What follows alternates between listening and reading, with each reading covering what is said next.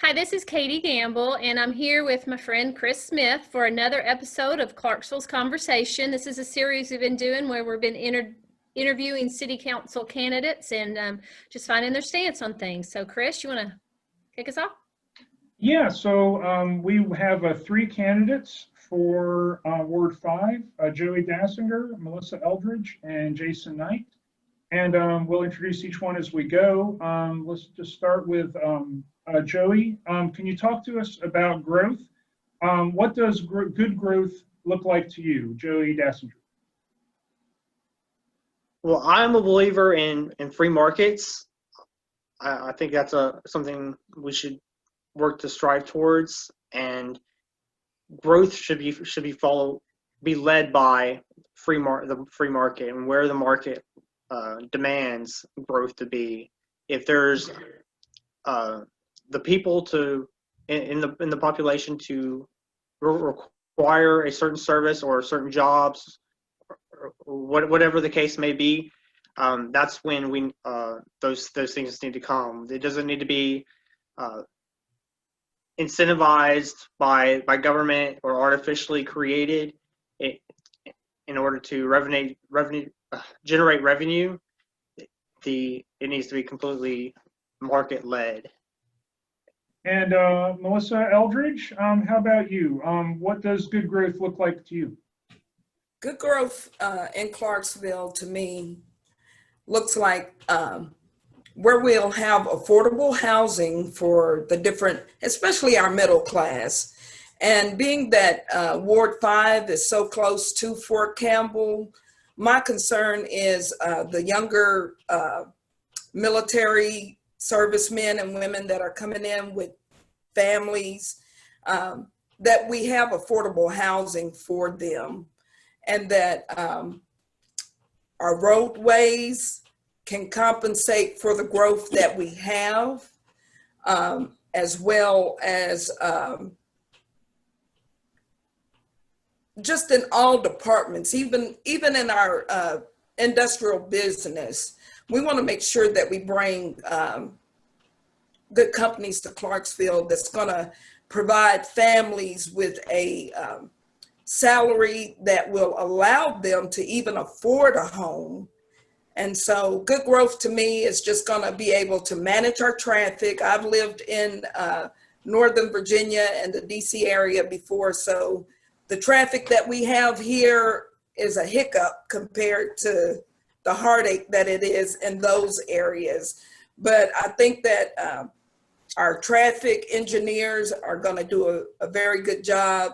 And being that the city is requiring that developers now kind of assist with the roadways when they're developing the residential area, I think that's going to help with our growth and just some of our heartaches that we feel that we have. All right. And Jason Knight, how about you? What does good growth look like to you for Clarksville? Well, that's not an easy answer. It's a multifaceted answer. I'd say right now, based off of the information from last year, we have a population of about 205,960 people within Clarksville, Montgomery County. The median age is about 29 to 35. There's lots of younger people with young children.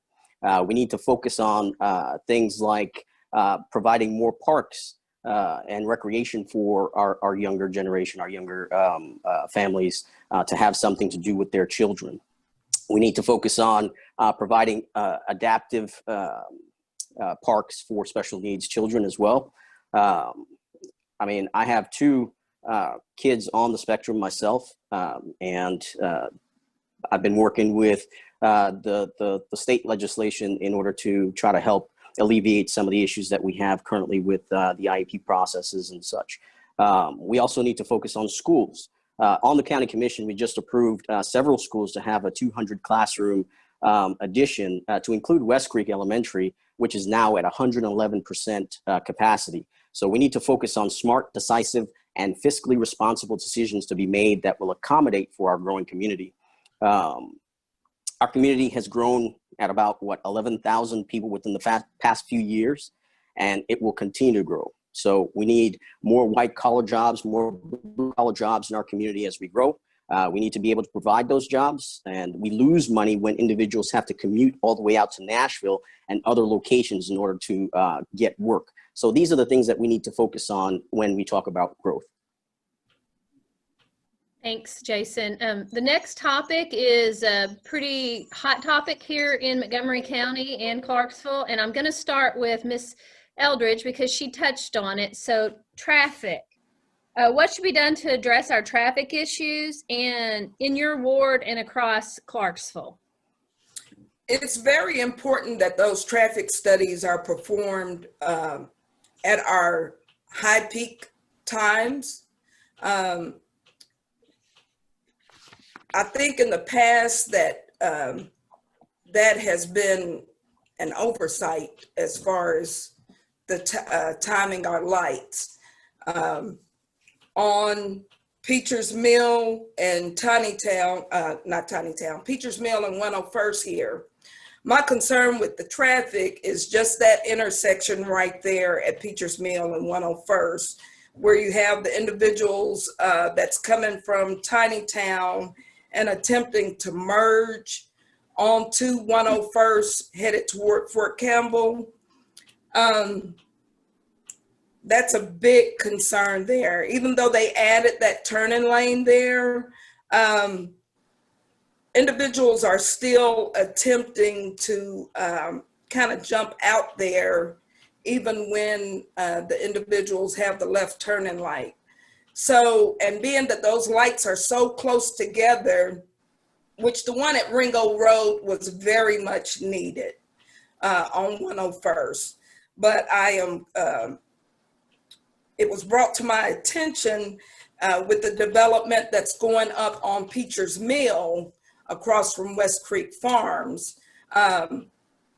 A resident in that area stated that they were almost hit by one of the construction trucks when he was attempting to get out of West Creek Farms. Well, I've talked to the Planning Commission, and so that's going to be a phased development. And there is a light right there. I'm not sure if it's by Top Flight Property Management. There's a light there. And so I've been reassured that as that development continues to build, that there will be another access road to get into that community.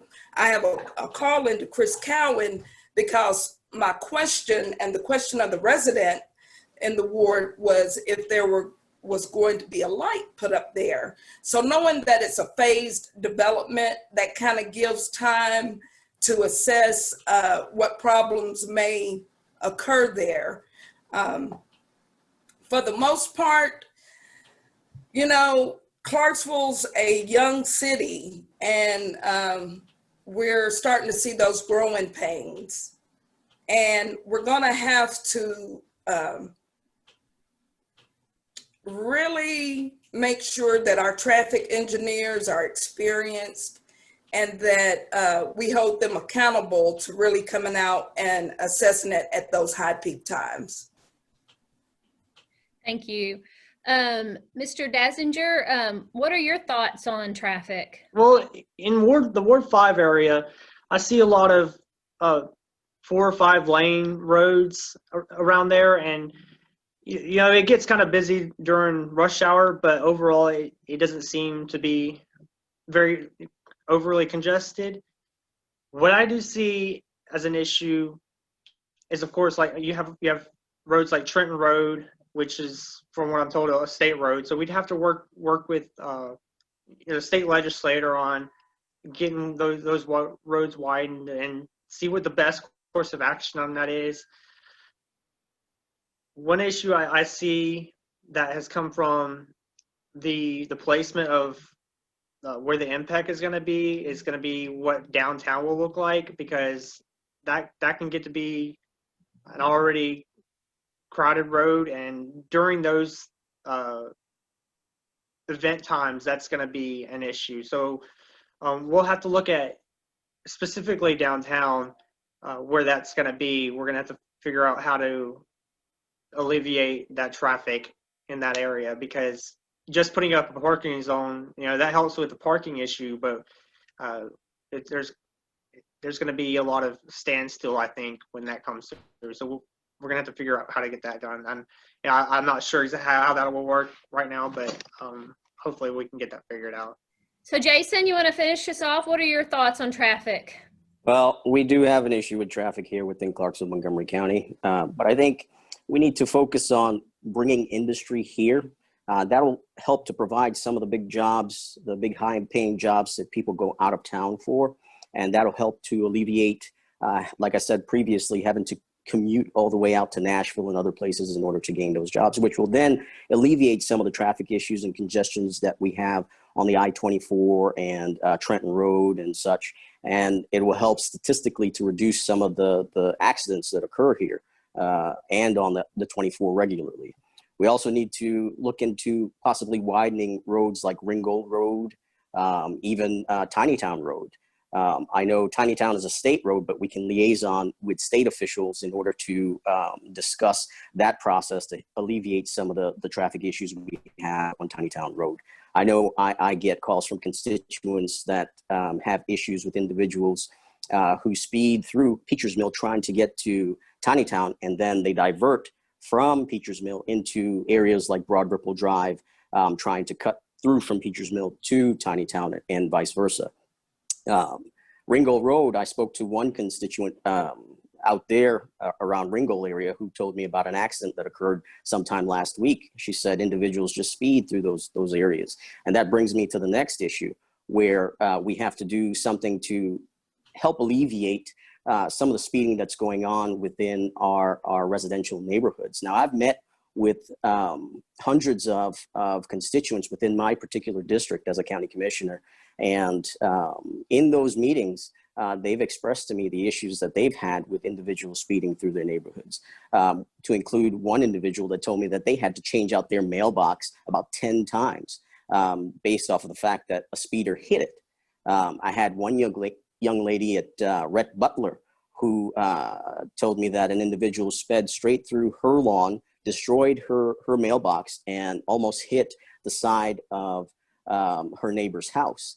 Just on Tinytown alone, we've had, within this past year, we've had 2 vehicles crash into the side of an apartment complex. So I've spoken to Chris Cowan myself, and working with him and the street department, we were able to actually get some speed counters put in to North Henderson Way, parts of Plantation Estates, and Broad Ripple Drive in order to make that determination on how fast individuals are going through those neighborhoods. And the general consensus of the community, because I also work with some of those constituents to try to help alleviate that issue, their general consensus out of a poll that I did, physical poll and polling on my social media, I had hundreds of individuals state that they would like to see some speed bumps placed within some of the residential neighborhoods as a traffic calming measure to help reduce that issue that we have with speeding. But with a growing community comes more traffic. We just have to make sure that we plan accordingly to include in placing things like sidewalks and street lights and street signs. Thank you, Jason. All right, and the next issue we want to talk about is crime. So going to you, Ms. Eldridge, what do you think should be done to address crime in Clarksville? Well, I am very happy that we have a sheriff and a police chief that is not just accepting individuals who have gotten in trouble in their municipalities and may be coming here to try to seek a police position. In talking to them, they are looking for those officers who are certified. That is very important. Over the years, we have seen our number of police dwindle, especially when you match that up against the ratio of the population per officer. We are at a dire shortage here. And I really feel that I want to advocate to individuals and to younger individuals that may be seeking employment that they look at the police force, just so that we can get that diversity put in place as well, you know, and so that we'll have a law enforcement that looks like our community, because Clarksville is so diverse. I tell you, with growth comes crime, and that's what we're seeing. I am working with a group, Recover Our Sons. I think our mentor organizations that go in and they mentor and they talk to our youth and young adults, I think that is so important in every community. It's really disappointing, though, when I look at the statistics for Clarksville and when we're compared to the U.S. National rate, you know, we're ranking pretty high there for a small city. But I really think that if we can get more law enforcement officers in place, I really think it's important that we have law enforcement to patrol our communities more often, just our neighborhoods, just to drive through and be seen. I think that will help to kind of curtail some of this crime that we're seeing.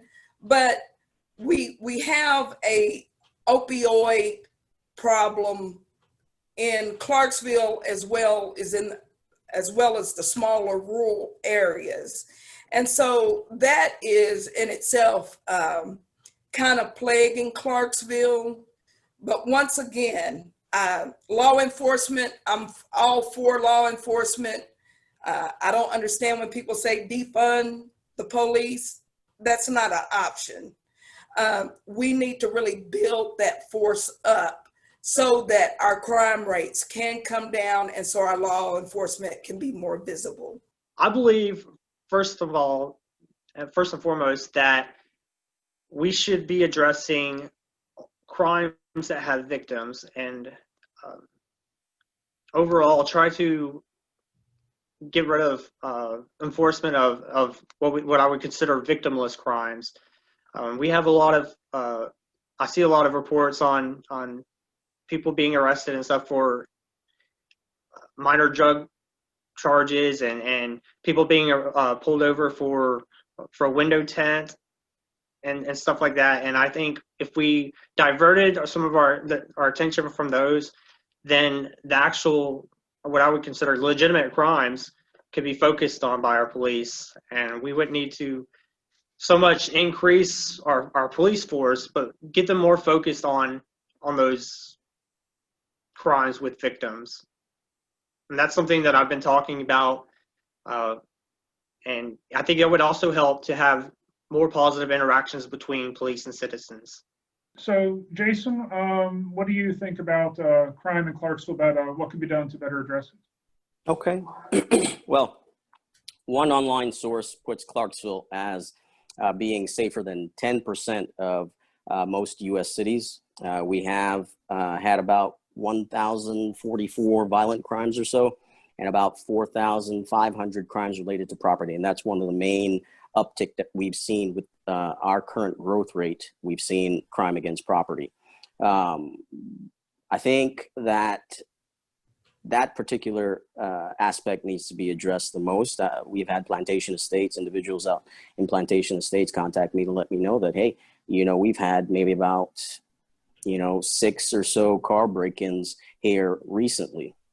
I'm no law enforcement officer, but I do know that our police and sheriff's department have amazing policies and procedures to address the crime rate.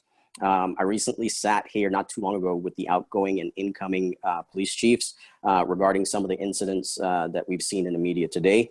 And our system has been pretty good at ensuring that issues like that, don't really occur here. But the issue is funding and recruitment. I sit for the county, I sit on the Jail and Juvenile Committee, so I know all too well some of the funding issues that our police and sheriff's department face. I do know the recent city $103 million operational budget calls for about 7 new police officers. And if you follow the City of Clarksville Facebook page, you saw where, you know, they swore in a few new officers here recently. But I think we need more amazing men and women to serve and protect our community to alleviate some of the issues with crimes against personal property, like I stated before. And I think if we put more funding into our police force, then we can help to alleviate that crime. I want to thank the 3 of you for joining us today for Clarksville's conversation and just sharing a little bit about your thoughts. If there's anyone out there who would like a little bit more information on these candidates, there's a companion piece on Clarksville Now that has your biographies and so forth. So please go look it up. But as you guys have mentioned multiple times, Clarksville is growing and it's going to need strong leaders to help move us forward. So I do appreciate your willingness to put yourself out there and serve our community. So thank you for joining us.